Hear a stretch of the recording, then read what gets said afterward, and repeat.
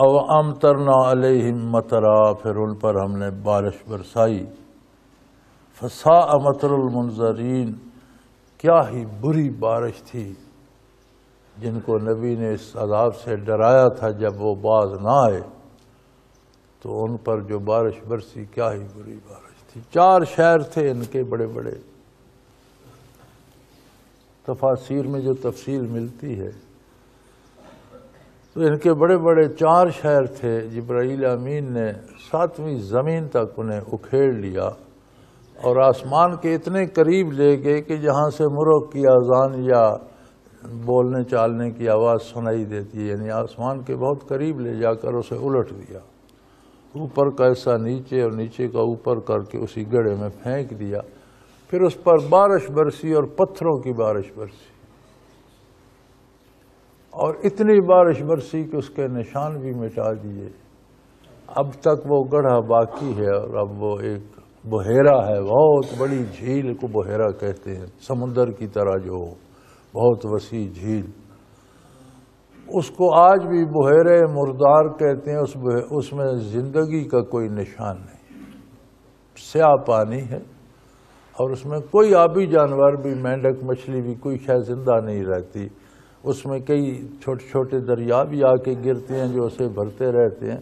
دریاؤں میں زندہ مچھلیاں آتی ہیں، اس میں گرتی ہیں تو مر جاتی، اس لیے اسے بحیرہ مردار کہتے ہیں، مردوں کا سمندر. بہت بڑی جھیل ہے جس جگہ سے ان پر تباہی کی گئی تھی. اللہ کریم فرماتے ہیں ہم نے یہ کام ہی الٹا کرتے تھے، لہذا ہم نے 7 زمینوں کو الٹ دیا. سزا از جن سے اعمال ہوتی.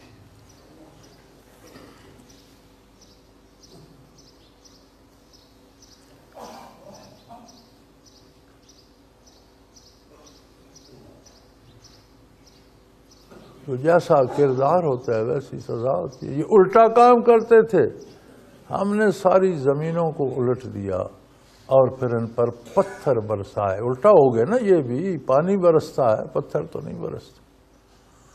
تباہ کر کے رکھ دیا. اب قیامت تک کے لیے عبرت بنا دیا. ابھی تک اس زمین کا پیٹ بھرا نہیں ہے، اس پر وہ بحیرہ مردار ابھی تک ہے، اور آج بھی اس میں کوئی زندگی کا اثر نہیں ہے.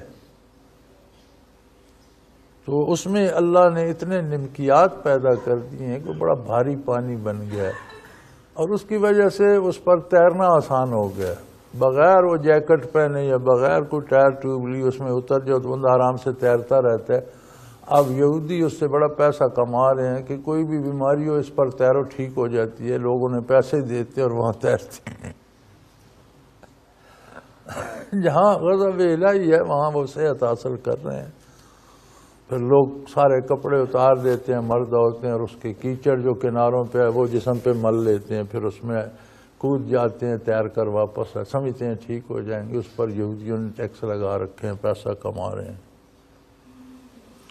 وَأَمْطَرْنَا عَلَيْهِمْ مَطَرًا فَسَاءَ مَطْرُ الْمُنذَرِينَ، ہم نے ان پر بارش برسائی، لیکن کیا بری بارش تھی. جنہیں اللہ نے، نبی نے دعوت دی اور انہوں نے نہ مانا، پھر ان پر کیا بارش برسی. وَقُلِ الْحَمْدُ لِلَّهِ، ان سارے جو قصے بیان ہوئے ہیں اس کا حاصل یہ ہے کہ فرما دیجئے سب تعریفیں اللہ، سارے کمال اسی کو زیبا ہے. سب کا ماوا و ملجا وہ واحد لا شریک ہے.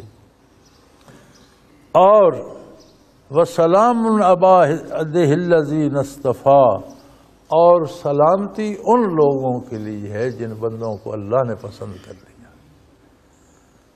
جنہیں اللہ نے چن لیا ہے. سلامتی ان کے لیے ہے جن کا کردار اللہ کے محبوب کی سنت کے مطابق ہے، جن کے عقائد اللہ کے نبی کے فرمائے ہوئے عقائد کے مطابق ہیں، جو تعلیمات نبوی پہ یقین رکھتے ہیں اور ان پر پوری کوشش کرتے ہیں عمل کرنے کی بھی. سلامتی ان کے لیے ہے، اس کے باہر سلامتی نہیں ہے.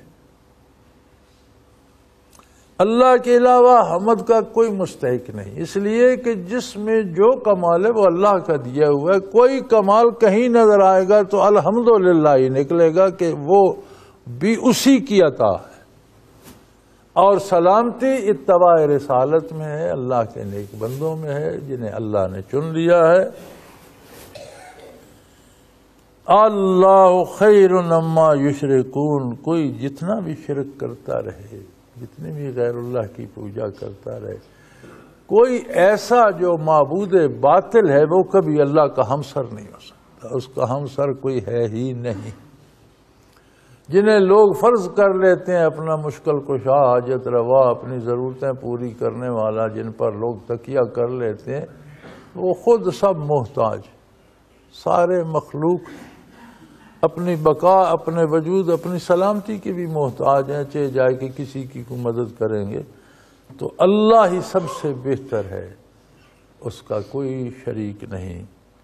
اور جو شرک کرتے ہیں بہت ظلم کرتے ہیں۔ وآخر دعوانا ان الحمدللہ رب العالمین۔ اللہ اللہ اللہ اللہ